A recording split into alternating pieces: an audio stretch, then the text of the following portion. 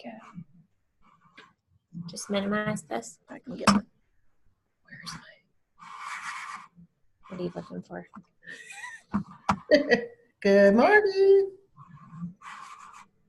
Okay, I can't find the mouse. Like I can't get. Oh, there it goes. Okay. Yep. Morning. Morning. Good morning, everybody. Welcome to our second webinar this month. And this webinar is about the second base, or really it's first base to second base. And it's really the entire process of establishing your client's buying power. And I just wanted to recap a little bit about what we talked about last week on our first webinar, which is really how to get people out of the dugout and into our working relationship with us. And we brought in a little bit of some new concepts which were geared around lead, guide, and protect. And that was something that I had picked up from Joe Stump from Buy Referral Only. And it was just a really powerful message. And I'm hoping that you had some time to think about your specific strategy on how to find buyers, what your lead generating activities are, what your goals are, what number are you shooting for, how many buyers do you plan to work with this year, and how are you setting that up for success? Remember, we talked about if I want to work with 20 buyers, I'm probably going to go ahead and have 30 buyer packets already created on my desk, in my trunk. Like, I'm going to be prepared. I think a lot of times we don't even have the intention of having a certain number of appointments. So every time we have an appointment, we're in scramble mode, or we're in, okay, let me pull all my stuff together. And I just think it would be much more powerful if you already had your information all together, ready to go, and you had an expectation of having 30 sit-down appointments this year. So, morning. So preparing and being prepared and having those buyer packets, that's setting the stage. I heard something interesting yesterday. I went to a Game Changers event that was here in Denver that Buffini was putting on. And Joe Nigo brought up I loved it. And I'd love to recreate the slides that he had. But what he did was he said my boss, or the manager back at the time, her name was Rose. And I remember him talking about Rose from a long time ago. And what he did was he said, she told me, get a day timer, and I want you to fill in your day timer appointment slots. She goes, I want you to fill in 6 appointment slots starting today. And he said, okay. And so she sat down and opened up his day timer and said, okay, an appointment 2 o'clock on Tuesday. You're going to have an appointment 4 o'clock on Thursday. Friday, you're going to have one at 1. And so he said, we filled out my calendar with all these spots for appointments. And then I looked at her and I go, there's only one problem. I don't have anybody to sit with in the appointment. And she said, that's your job to do now. And so what he did was, whatever appointment slot he had slated, he did everything in his power to try to fill that appointment. And the second week, he had 0 out of 6. And then the third week, he had 1 out of 6. And the fourth week, it had 2 out of 6. And because he had that intention, he didn't get discouraged when he didn't have 6 out of 6. He knew that it was a process, but it gave him something to shoot for. And I just thought it was such a great analogy and something that we should do, because I always say that it doesn't matter how many closings we want. We have to go on the appointments first. So I think having that mindset, I'm going to work with 20 buyers this year or 10 buyers this year, and I would just add 5 to 10 extra packets, because you're going to meet with people that either aren't ready or that are going to fall out, or they might change their mind, or maybe they just can't get approved right now. But that's okay, because we want to meet with these people and create loyalty. So today is all about, okay, we figured out our lead generation. I know what my target is. I figured out the activities that are in line with creating the leads that I talked about wanting.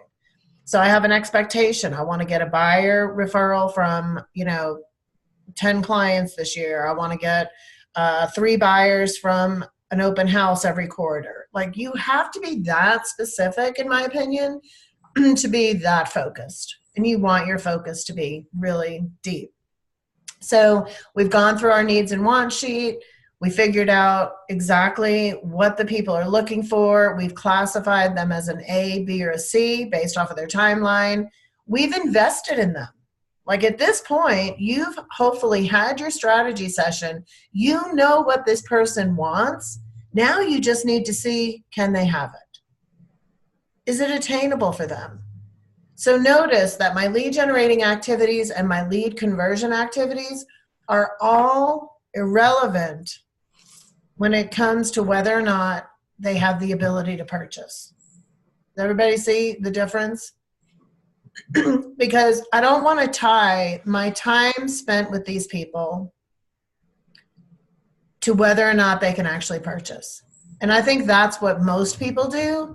And what I'd like for you to do is not be like most people. I want you to be different. I want you to say, no, I really, the whole goal for me is to go and have a meeting with people. I want to invest in these people. I want to create loyalty with people. And then I want to hear what their dreams are, what their goals are, what they're trying to accomplish, where they're wanting to put their hopes and their dreams. I want to listen to their aspirations. And I want to get really clearly defined on how I'm going to help them get there. That is all the first step. That first step is irrelevant with what's available on the market, what the contract process is like, whether or not we're going to be in multiple offers, whether or not they're paying cash or they need a loan. Like none of that matters yet. And that whole first step with your clients can be 15, 20-minute conversation. It might be a couple of conversations because as you're building rapport and you're trying to get that time in front of them and establishing that trust, it could be as little as 5 minutes. It could be as long as 6 weeks.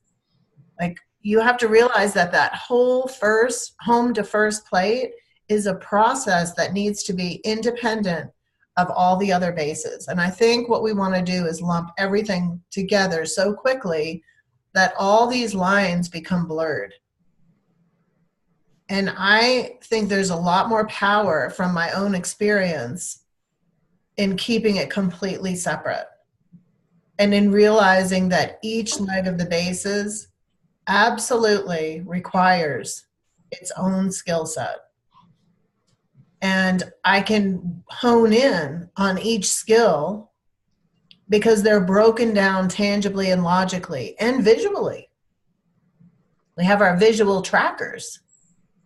So we're actually able to say, you know, I'm really having a hard time getting people to just sit down and have a meeting. Now, that has nothing to do with showing houses, does it? Mm-hmm. It doesn't have anything to do with your ability to fill out a purchase and sale agreement. It has nothing to do with how well you can delegate the contract to close process or do it yourself.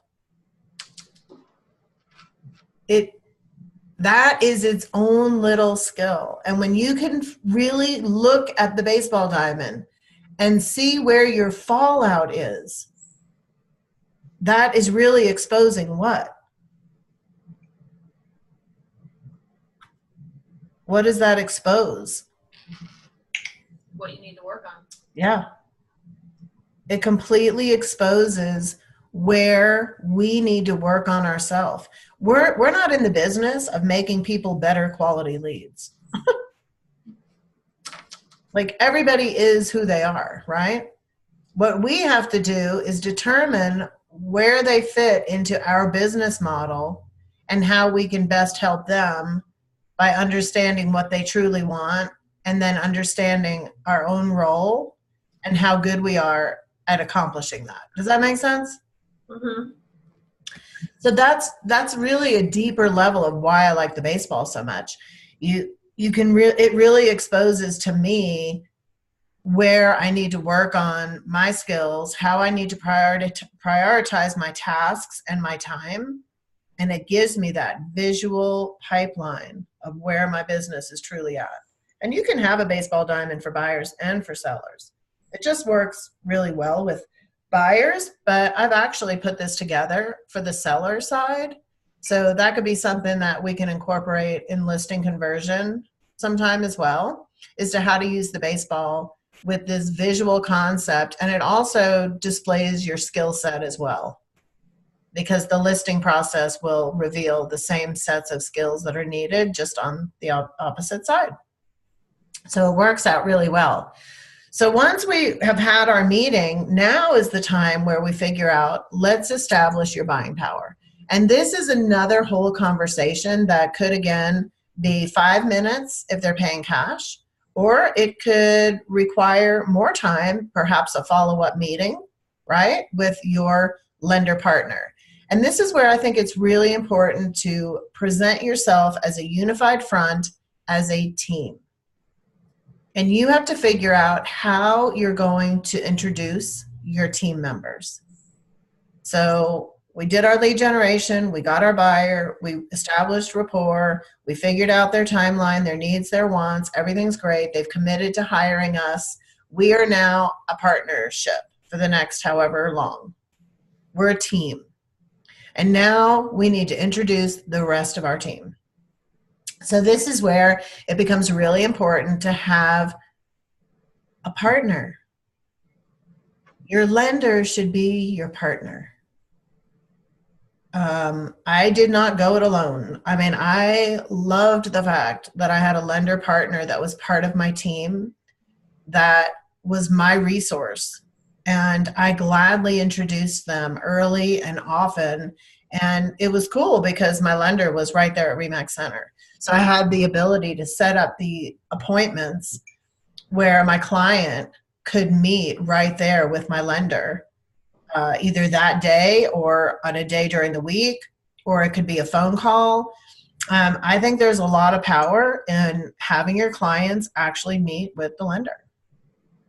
There's just so much that we don't need to rush through. And I think the buying power is a big one. So in this point, now we've established everything. Now the question comes up, like, you've already built rapport. They know who you are. You've heard about what their aspirations are. You've made a good connection. You don't have your stomach saying, "Ooh, run the other way, run the other way. These people are scaring me." Like this is someone that you really want to lead, guide, and protect. So now it comes time to, how does that transition occur in your business? And I would do a self-analysis. I would do a little business self-assessment and say, how am I asking people if they need to secure a mortgage or if they're paying cash? Like, what does that sound like in your world? If I hired you today, what would my experience be like? How would I be asked whether or not I need a mortgage? Do you ask it the same way every time? Do you know how to ask it? Do you have a process that's working? So that's what today is all about, is what is your process to have your client establish their buying power? I love buying power because I don't like the word pre-qualification or qualified. I feel like it's derogatory to people, whether they have money or not. And I think it has a negative connotation with it. Just the words, are you qualified? Like, I don't know, it just makes the hair on my neck stand up. I think what we need to do is look at our language. Our language is so powerful, and tailor it to think about how we would react to hearing things like that. Like, how do we perceive things? Always try to put yourself in their shoes. And I feel like a lot of times we may say things differently if we thought about how that was being received on their ears. So what are some ways that we can ask people if they're qualified? What are other ways? What are some ways that we could ask? Have you been in contact with a lender? Have you been in contact with the lender? Perfect. What else? Have you been pre-approved? No, it's too early. No, I don't like pre-approved either. I don't like pre-approved either. Okay. Now think about qualified or approved. Not yet. I'm not saying that it'll never come up, but I don't want that to be the first thing. So I like, have you been in contact with the lender? What else could we say? Could you say, have you considered your purchasing options? I don't know. I love it. That's great. That's great. Purchasing options, or what is the price range? What is the price range that you feel comfortable with? I'd prefer instead of price range. The only reason is a lot of people don't understand what a price range actually translate into. I'd prefer if we would say something like, what's your monthly budget? Okay. And I've been able to do this like a lot this last week. It has come up. Nobody cares about the price. It's everything that I thought. And I've been, because people are like, oh, this one's $425. And I'm like, well, what do you want your monthly payment to be? That they can spit right out. And then I know, well, they can't afford that. So true. Isn't it, Tina? It's like, oh my gosh, it is. It's just so true. That number completely dissipates when they can understand what their monthly payment is. Yeah. It just does. So I love, hey, have you thought about what you want your monthly payment to be and still go on vacation, go out to dinner? Like, we don't want you to be house poor. So you see how I'm guiding and a little bit of protection there? Mm-hmm. I'm trying to protect them from overbuying and then being house poor. And you know what? I would say that to anybody. Like, I don't care if they have $1 million. Like, that doesn't matter to me. I never am going to assume everybody, in my opinion, needs to not be house poor, whether you have a lot of money or not. Like, it doesn't matter. Like, so I would feel comfortable saying that to anybody. And actually, I've said it this last week, and the people ended up like spending way more than I thought. So it just doesn't matter. Everybody wants, to hopefully be responsible, right? And not remember the video. I couldn't find that video from Saturday Night Live, but I love that video. That's nice. Yeah. That was so funny. I really want to post that. I'll send it to you. Yeah, send it to me, because I found one that was like 10 seconds long. Like, but yours was like really went through the whole thing. It was great. So what would you like your monthly payment to be? Have you been in contact with a lender yet? What's something else we could say?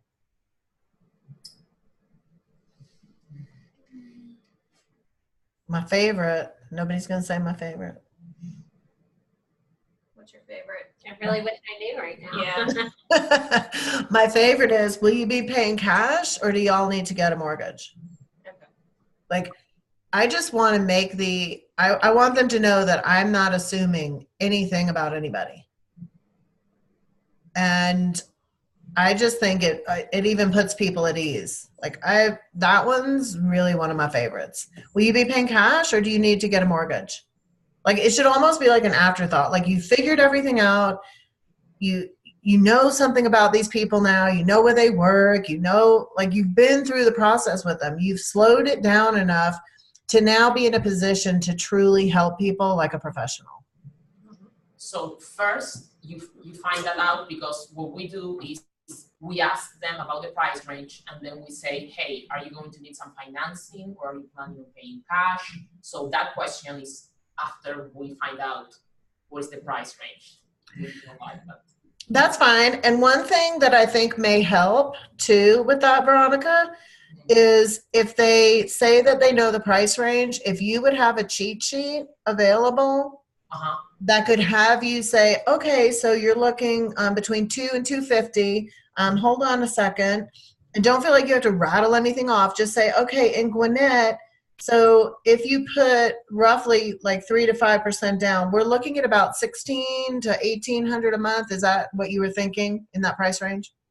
Okay. See, now you can kind of confirm, because if they haven't spoken to a lender and they're just going off of mortgage calculators that they've looked online, if they're looking at townhomes, that could be totally different, right? That's another question. We always ask, were you playing with some mortgage calculator online? That's another question that I have on my script. Perfect. So were you looking at a mortgage calculator? And tell me what monthly payment was that you were comfortable with? Because sometimes those mortgage calculators, they don't know the taxes. Yeah. And you know, 25,000 can adjust by like what, $100 a month, or I forget what the breakdown, but your lender can tell you that. So when you have your preferred partner who's with you all the time, and I would even ask, and I don't know if there's anything with RESPA, but can we put like a lender's link like in our email signature next to our stuff? Like, You can. so I'm thinking I want to make it so convenient for anybody that works with me to have access to my team member that I may like co-brand a lot of things. Like a lot of the things that I do, I would probably co-brand and make it real easy for the application process. I mean, it used to be a lot harder. We had to bring everything in, we had to fax it, we had to, and now like they can do it on their phone, right? Yeah. I mean, so if my lender has an app, or if they, like, I want to know what the tools are. I'm taking my lender to lunch to understand all the tools and resources that they have. And that's also going to give me some guidance on what questions I can be asking right up front to either minimize their excitement, minimize frustration, again, lead, guide, and protect. Because what would happen in the past is I used to sit down and I'd say, like with Eric, I'm like, okay, I'm getting these calls. What are some things that I need to be at? What are some good qualifying questions that are going to be a red flag right away? And then if we know that, I can kind of guide them either to you quicker, or we can figure out the process of where they're going to go. And what I mean by that is there are certain things that are just a red flag. Now, a lot of these are being eliminated now because the lending's softening up a little bit, but oh, are you self-employed? Like if someone has just started a job, like now they're doing bank statement loans, but that's still something like were 5 questions. Like they'd say, okay, ask them how long they've been in their job. If they just recently changed jobs, is it a completely new field? Ask them if they know their credit score. Like some credit cards now come with your credit score planted right on the top of the credit card statement. Like it doesn't matter if it's accurate. Do they have an idea of what they think it is? Like these are some questions that after you open up the door to find out that they're not going to be paying cash, that can just be part of the conversation. Hey, there's a couple of things that, you know, you're going to need to put together, right? Your lender will give you a list of, hey, this is what everyone's going to need. I would have that list in my packet. So I'd have, hey, as we start to look for homes, we go through the process of getting all your paperwork pulled together. These are the things that you're going to need to have access to. Have you take a look, and is this going to be trouble for you to find any of this stuff, or do you think you have it readily available? Like we should be guiding them, not just like, oh, go call my lender and call me when things are all together. Like I can remember going up and picking up tax returns from people and bringing them to the lender because they didn't want to have to fax them. Like we used to do that. So even if we don't have to do it anymore, I think we should offer. So do you see how you can start to put the pieces? So I used to tell everybody, go have lunch with your lender. Have a preferred partner, a team member. Have a team member and ask that team member, hey, I'm going to be having strategy sessions with people. I want to take them through the bases. After I figure out their aspirations, figure out their needs and wants, I've prodded them about their monthly payment. I want to ask them a couple more questions as we move into the establishing buying power. What are some things you think that could cause them to have some problems in the home buying process? Can you give me just 2 or 3 questions that would really help right out of the gate? Like, does that make sense? Would you all feel comfortable doing that? Yep. I think so. I mean, Veronica, you're kind of already doing that anyway, right? It sounds like you where have you been looking at mortgage calculators? What are some other things that you ask them? No, the truth is like, are you planning on paying cash or, you know, doing some financing? The price range that you told me, what is the monthly budget now? Is there I mean, yes, those basically are the questions. Have you seen the inside of any homes? That's when they say yes, no, I'm in contact with the realtor. I ask all those questions to figure it out if they have been in contact with the lender or with the realtor. Basically, I mean, that's it. So I think what can help too is if you position yourself as a one-stop shop. As a what, sorry? One-stop shop. Like we can accomplish everything for you. We're here with all, like I flipped it from asking too many questions about whether or not they were already working with somebody to I assumed that they weren't and that they were going to be going down the route that I was leading them. And it took a while. It wasn't easy. But eventually I got so comfortable with the results that I was having from taking people through my process of working that even if they said they had been talking to someone else, they typically would still meet with my lender. Not all the time, but most of the time. It became pretty easy. And now, I mean, with North Point, aren't they doing the, if we can't beat it, we give them $100 or something? Yeah. I'm like, I mean, it's a no-brainer because, and I used to tell them too, even back then, I mean, 99% of homes that didn't close was due to financing issues. And I didn't want them to get their hopes and dreams connected to a property that they didn't end up purchasing. And sometimes that happened when people were working with a non-local lender. And I really didn't want that to happen from them. And I had already had great experience with the closing ratio and knowing immediately whether or not I was working with someone that could in fact purchase what they had fallen in love with. And so, if they're concerned about rates or whatever, I think we have enough to overcome that now, at least in my opinion. I would feel very comfortable using, North Point or whoever it is, but I want to make sure that they are attached. They're part of my business. I want people to know that they don't have to come to me for this, go there for that, over there for something else. I want to introduce the whole team. And it really starts with the buying power, because after this, you're going to move into second base, which is going to involve making offers and being under contract, which is going to involve what? What happens after we get under contract? Start negotiating. Yeah, negotiating. We have inspections.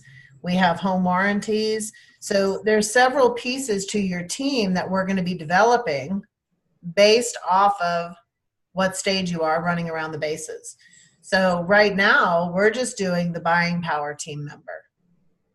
And that buying power team member, I'm going to position center title because they could help on the listing side. And what are some things that title could help us with a buyer? What are some things that we may have to have that we could use? Legal description for the offer. Yep, legal description. We could confirm the legal description on making the offer. A lot of people don't realize how important that legal description is. It's not the mailing address that secures the property. So again, going the extra mile and saying, hey, we have, a legal division to make sure that, or title division, however we want to position that, to make sure that we're making offers on Indeed the property that we're viewing. And then we have our lender to make sure that you're actually in a position to purchase the homes that we're viewing. So and it's about 20 minutes, I think. I don't know, is Brian in here? Yeah, I can go grab him. You don't have, I just didn't know if he was sitting there. It's fine. But I was going to say the process, and Tina, you would know, if someone applies online, how long do you need before you would have at least a comfortable sense of telling an agent, hey, you can go start showing some properties? Of course, we have to make sure everything's verified, but how long does the initial, hey, they look pretty good so far? How long does that take? Yeah, how long would that take you if I have my client reach out to you and fill out an online app? Brian can tell us. Brian's coming in. I went and got him.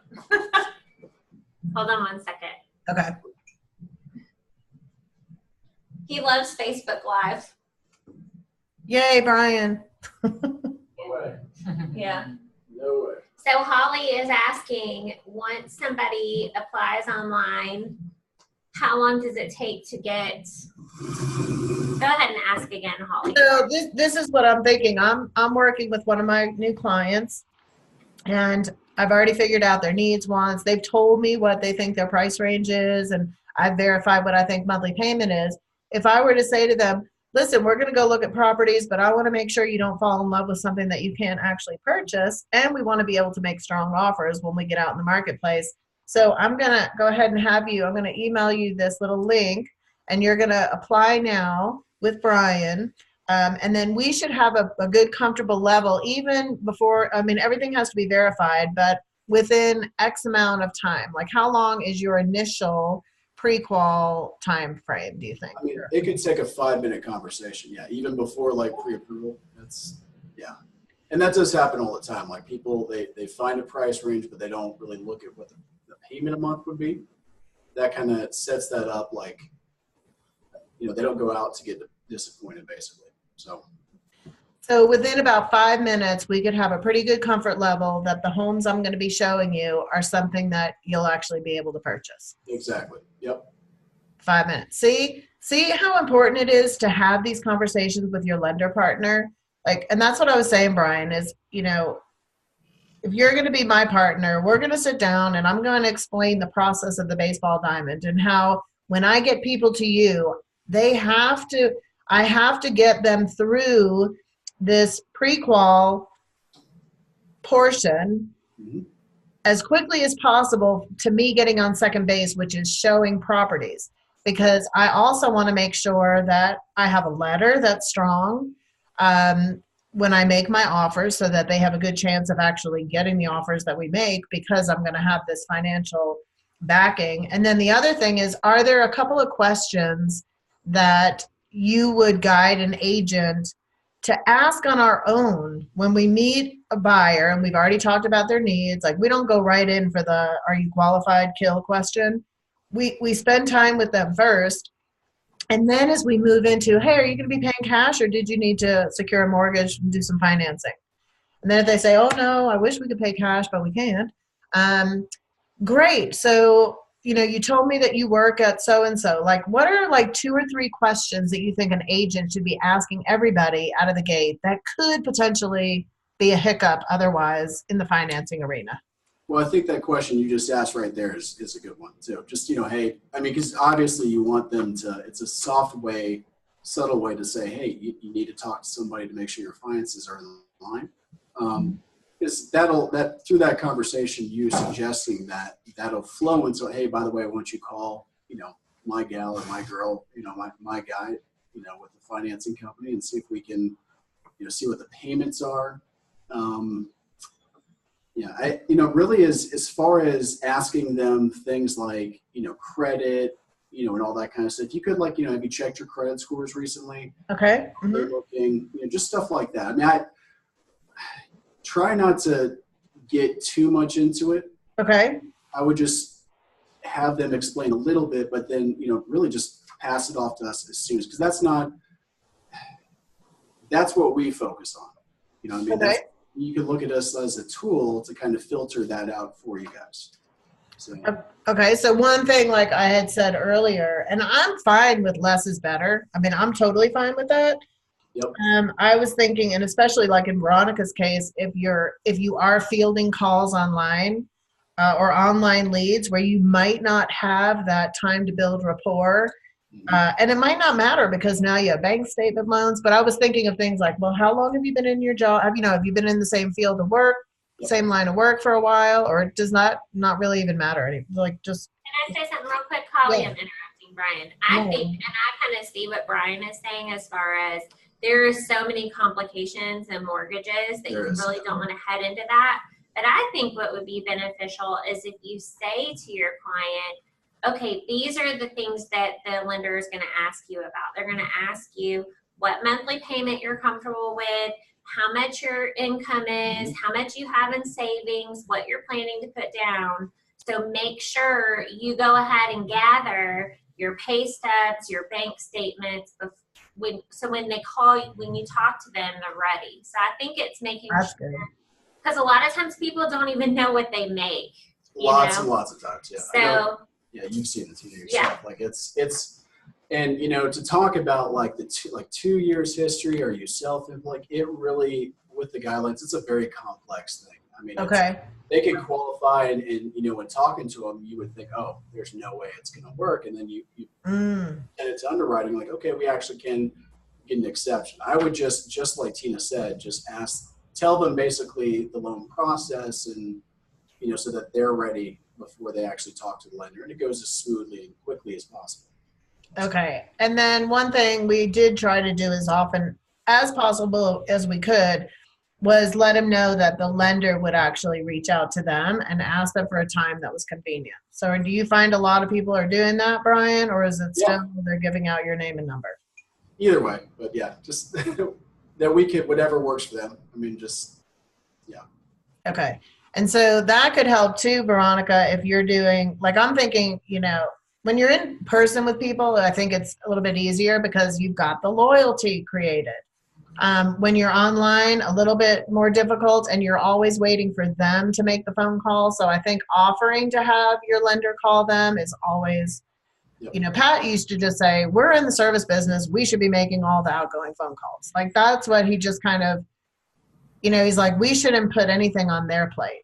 The more we can take off of their plate, one, the smoother the transaction is, and it moves forward at a better pace because they don't know what they don't know and they don't have their stuff together. And at least if you can make the connection as early as possible, it tends to be smoother getting from first base to second base, I think.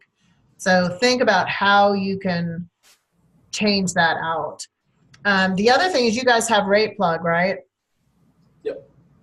So that displays on all the properties what their monthly payment's going to be. Is that correct? Like if they pull it from the FMLS? Yep, every single property. So every FMLS listing, it's going to show roughly what the payment is, and it's got our contact information on there too. So that's another huge tool, and that was something we had to do manually. So I would actually, when showing properties, I would say, hey, Eric, I'm showing all these different properties. Can you give me approximate payments so I could keep people in the payment instead of the price when we were viewing properties? Now it's right on the listings. That's huge. Like, it's just such all these great tools that have, come into place.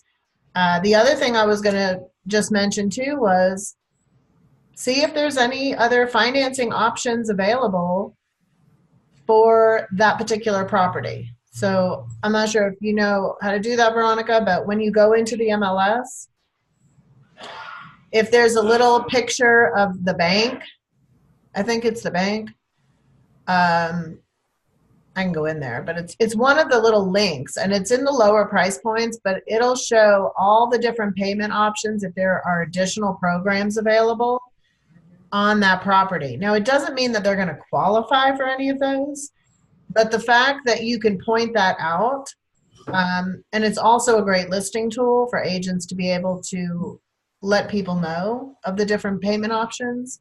And that's something that FMLS does on every property for us.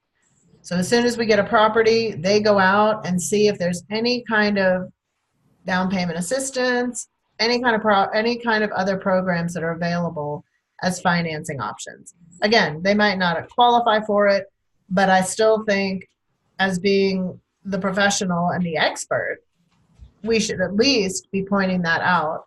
And that's something that you could even discuss with the lender. So if I got a listing and it was under 300 or whatever, I would wait 24 hours and go and look at the programs. And then I'd call Brian and say, hey, I just got a listing and it says that these programs are available. Do you know anything about these programs? I would ask my lender partner, do you know anything? And then if he's like, oh yeah, we've done that one, I'm going to use that in my marketing of that property. Like, does that make sense, everybody? Like, it does. And that actually shows up on Rate Plug too. So awesome. Another thing that you could do is say if you're having an open house, because Rate Plug is really good for that as well. It's easy to create listing flyers.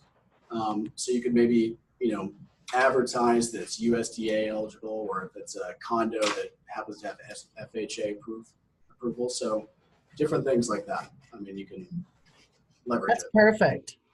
No, I love that. So again, when you have all these resources, this is where you sit and say, okay, what is my establishing buying power process? What are the steps I have? What are the tools that I utilize? What am I providing to my client? How am I guiding them through the process? So we have that list of FAQs, and Brian, you might have a different one, but these are just, this is that list of things.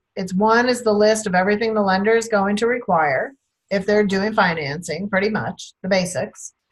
And then there's a list of FAQs of like frequently asked questions, like, will I get my earnest money back? How much does the earnest money need to be?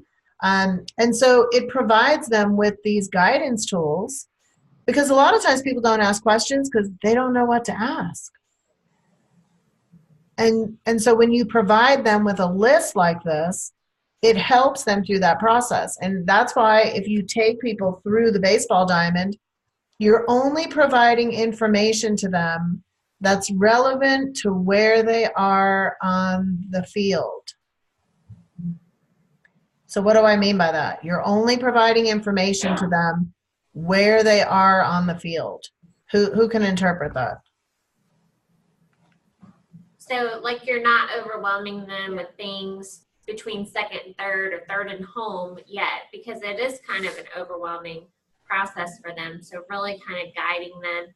What is it? Lead, guide, and protect? Yep, lead, guide, and protect. You're guiding them without overwhelming them.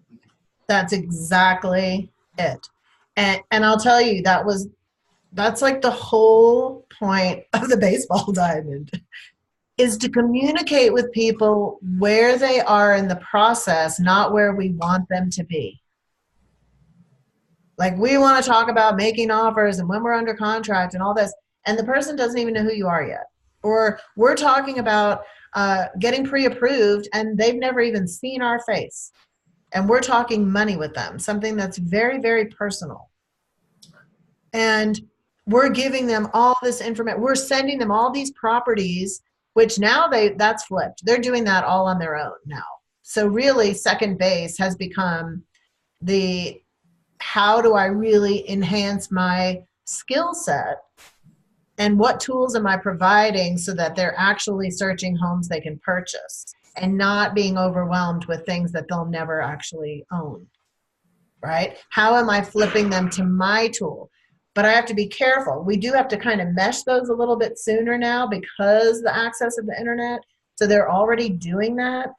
But we need to be providing them with information where they are, because in their mind, they're processing this whole endeavor, and it's very overwhelming to them. And they're scattered, and they're so emotional, and they don't really understand a quality process if they've never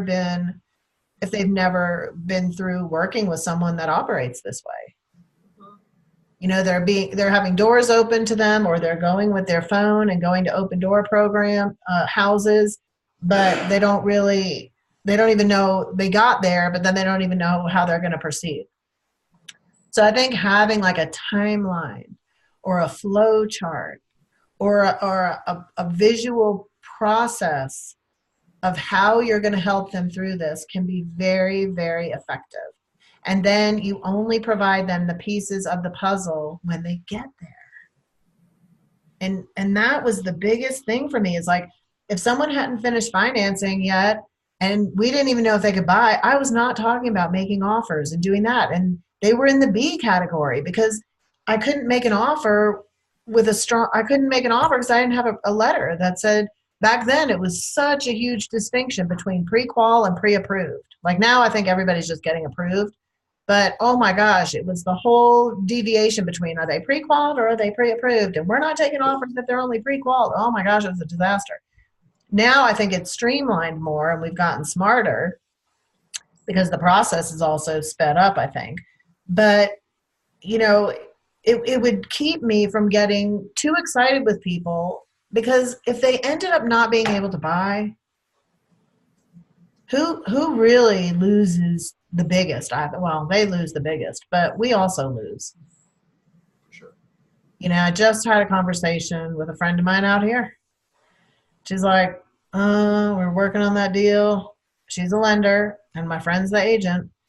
And she's up showing $650,000 house up in Evergreen. And the other gal's working on the loan numbers and loan numbers and loan numbers. I'm like, can I just get a flyer with some monthly payments? I couldn't get that because apparently this was a big thing. And then come Monday, they couldn't even buy. And I'm like, all that time, I mean, luckily it was spent, but they'd been out looking at homes. Who do you think? I mean, it's all a loss for everybody. So everybody lost in that. And I think it could have been managed a little bit differently.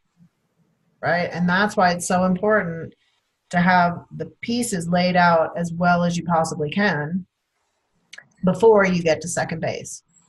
And if, like Brian said, like within 5 minutes, as long as everything pans out and they're not just like lying, you know, you're going to have a good amount of knowledge as to whether or not they should be out viewing properties. And you're just doing a few because at the same time, you do have to have a strong offer. And a strong offer comes with a strong approval letter.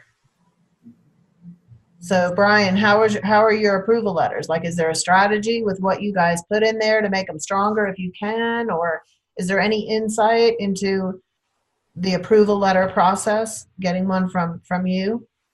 So, and this is something I like to do. And as far as this emphasizes the fact to keep us involved throughout the process, like every house that you go see, if your client finds a house that they just love, they want to put an offer on it. So we'll, work with some of my agents, try to find out who directly should we write this letter to, like the listing agent, like, dear, Sarah, please Love see, it. yeah, please see, below the approval letter for, Jenny and Joseph Smith. They've been through the entire underwriting process. We have all their docs. It's all checked off. Like that's what I typically send out. Like if we get them, have all of their docs, and I say they are good to go, I don't see any issues whatsoever. This is, solid. And that's a lot.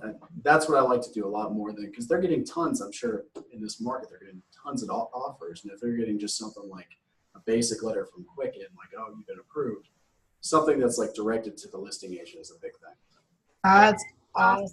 Also, doesn't North Point have where they'll refund earnest money and Yes. appraisal fees Yes. if they don't close a transaction? Mhm. So is that on your letter? 'Cause that Yeah. would be cool. Yeah. Like, we're so confident in this buyer that we offer earnest money refund if we can't close. Wow. That's ridiculous. Oh my God. Yeah. That's more marketed towards, I would say, your Drop buyers, mic. but we could, I guess, put that in there and just say, hey, by the way, if we don't close this, we actually refund the buyer, all this money. I think That's it's how marketed to your serious buyer, Yeah. but it also shows the selling side It could be, yeah. it could that be. you're not just throwing out pre-approvals to anybody. Like, you actually, there's weight behind it. That's fan. I love that. I love addressing it right to the client. And see, when you understand how strong your lender partner is, that's when you infuse that into your team. This is my team. This is what we do for you. So having all the stuff for the lender when you get to that part of the conversation, because the lending process is going to be, it's not just 5 minutes. Like, that's just the first part. Then they're going to be getting their documents. So you can feed this information to them while you're viewing properties, like the FAQs, as you start getting out and looking at properties, and, always reinforcing the team that you've put together is so important. I mean, remember, it's the experience that we're taking them through that's referable. Like, we want to be a referable process and have a referable team. I thought it was interesting. This is just a quick side note. Yesterday, one of my friends said her client was working with Quicken Loans, and the Quicken Loan guy said to the agent, among other things that I can't believe he said, I can't remember what she asked him for. She asked him for something and he goes, listen, you're not my customer. The buyer is, and I'm not a 4 loan a month person. I do like 50 loans a month. So we don't have time for that kind of stuff. Like, I was just like, are you serious? Like, this person really said that? It was unbelievable. So I think having our team and understanding the way everything's communicated, you have to be able to articulate that to your buyer.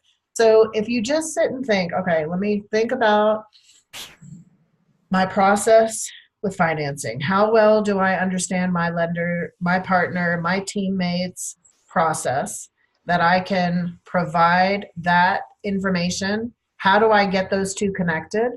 How do I constantly have my team's information available? Do I have an app on my phone? Do I have their information as a text that I forward? Do I have it as part of my email signature? Is it something that I email after our initial conversation? Like, how quickly are you doing that? And it's just a self-evaluation. What documents do I provide? What information do I provide? How do I help? How do I lead, guide, and protect? And a lot of that's just going to be how you articulate it, how you protect them, why working with your team is going to save them any kind of heartache or frustration or inconvenience. How can you make it more inconvenient? So this, to me, is so powerful, because this is usually the biggest area where people, if there is a problem, it's typically in financing. So we want to minimize this by having a strong team. So I would just kind of go through the points we talked about today and just analyze, how can I get better? What am I currently doing? What is my current established buying process skill set? Like, that's the skill set that I want you to think about. And if you need help, like at the end, you'll see what is your specific strategy plan and materials that you need. I have a little checklist. Let me just show you. So between the buyer brochure, which kind of outlines everything you're going to do, and then we have, this is just one you can look at. I don't know if it's completely in process. I got this off of Facebook. But we can kind of look at the timelines and the flow charts of what it is we provide and correlate that with first to second base, and all the little trigger points in the financing mode. I would break that down.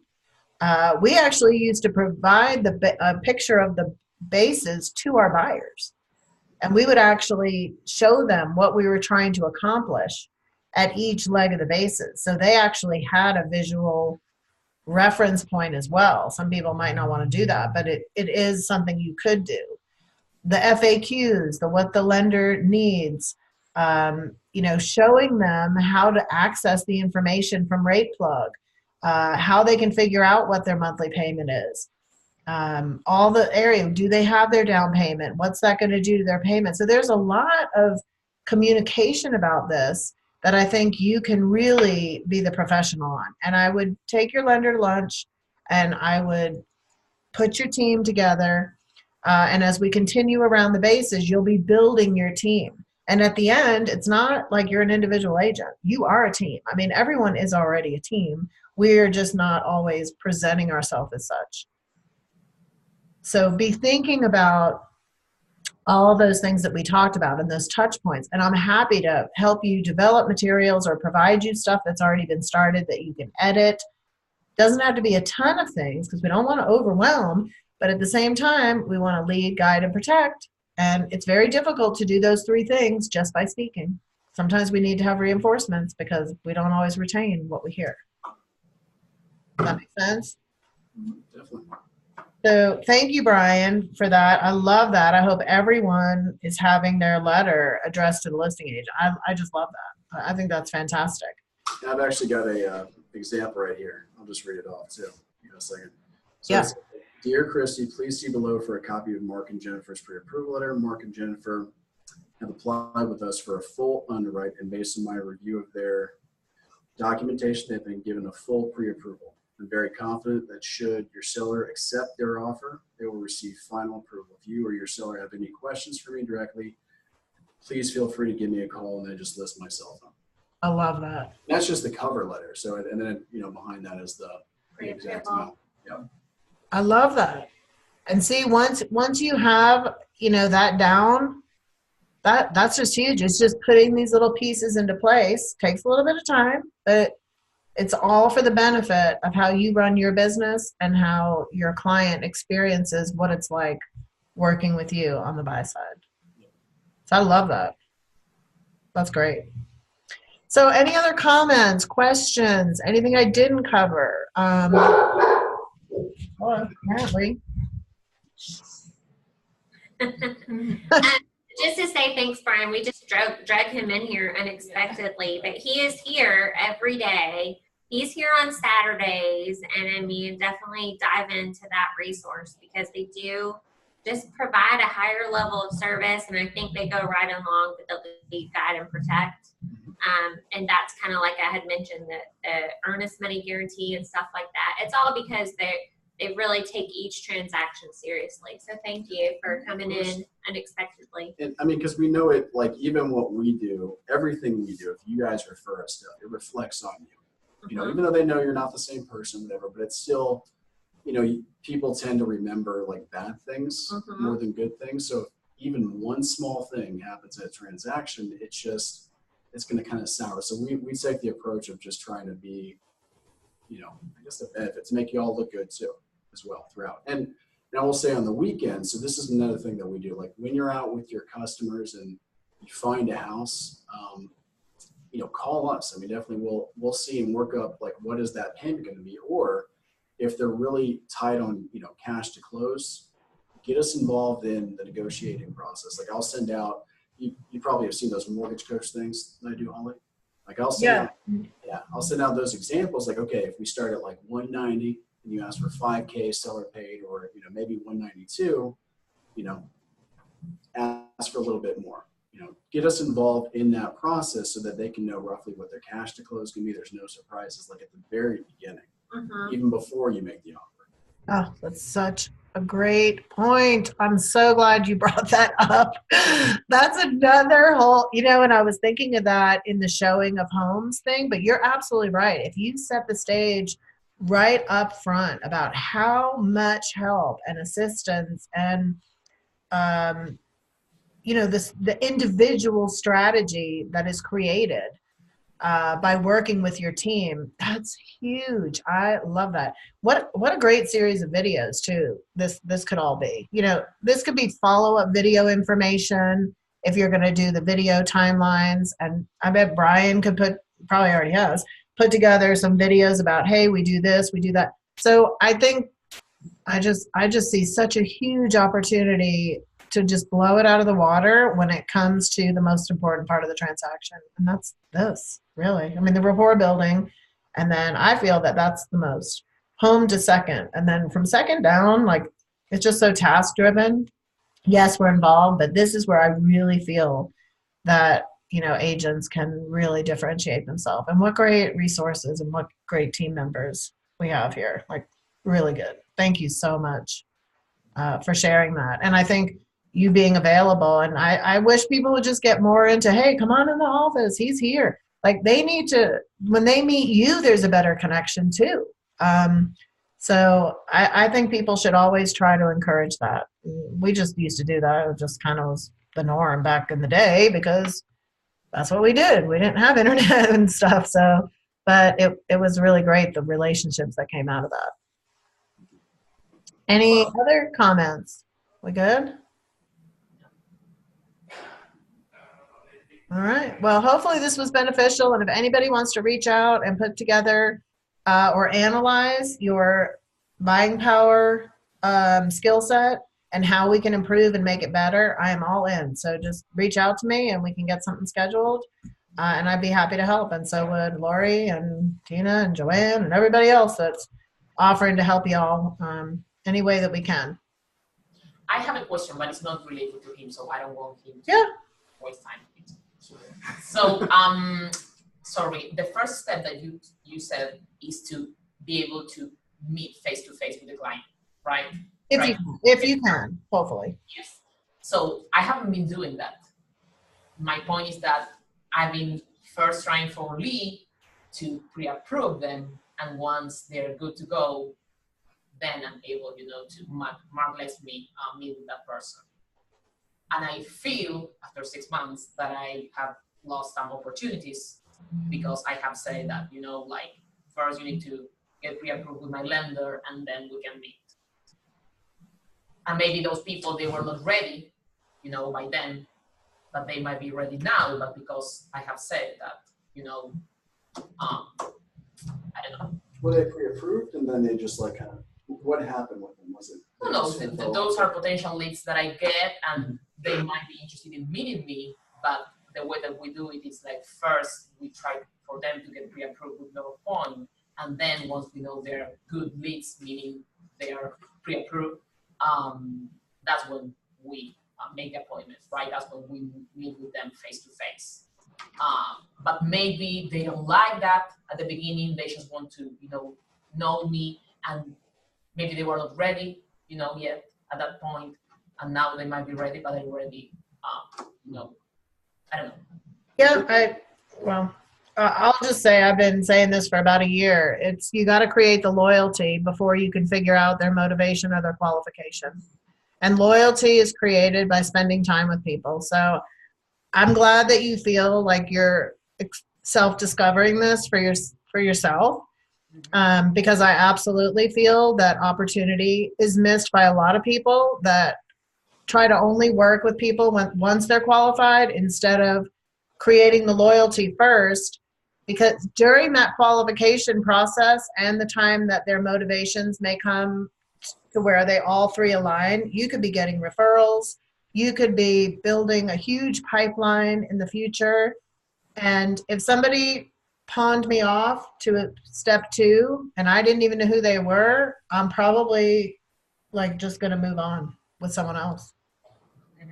So do you suggest me to meet with them first, even though we are not sure if they're, Well, I don't want to go against how your team is operating, so I would defer to, your team unit, but I would encourage y'all to look at the process and see if there isn't a way that you could maybe make an adjustment to have some, even if it's a video like this. I don't know why people aren't videoing with clients. That's what I was going to say too. You can use that.